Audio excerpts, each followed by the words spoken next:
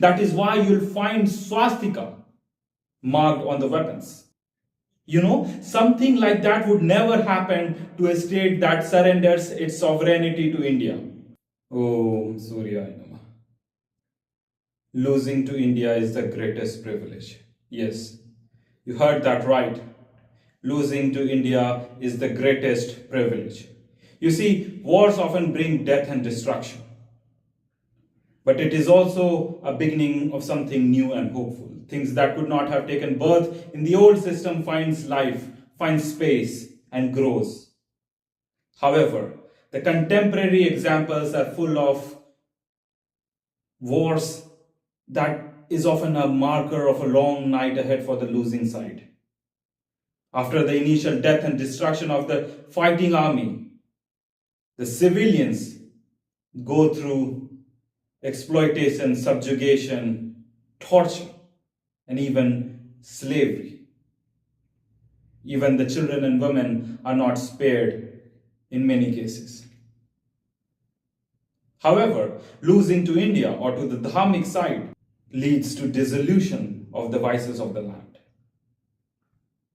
A dharmic war is fought to bring prosperity to not just the winning side but to the losing side as well. That is why you'll find swastika marked on the weapons. Because its end goal is to bring prosperity for both the winning and the losing side. You see, Indian history is full of examples, thousands of them. However, I'll take example of just contemporary one to demonstrate the fact that even at its weakest point, the dharmic way is still far better than the rest of the alternatives the world has to present.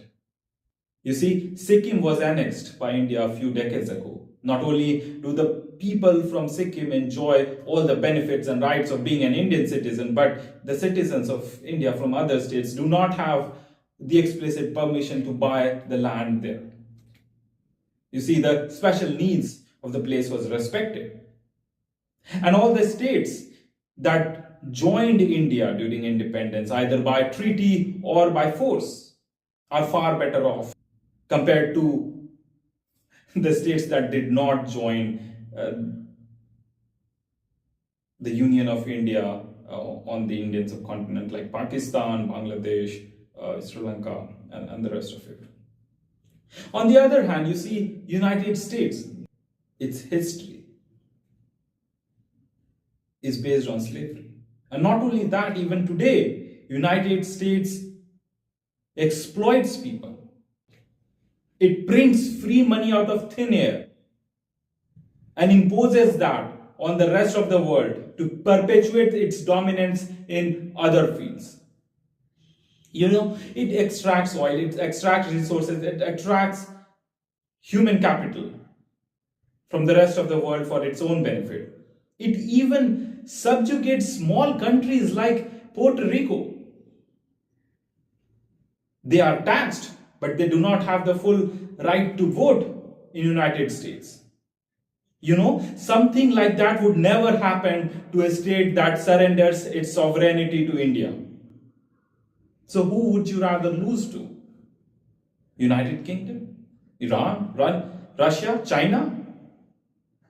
Or United States, which only preaches morality? Or would you rather lose your sovereignty to India, from where dharmic concepts rose? And even today, people are very adamant on following those principles.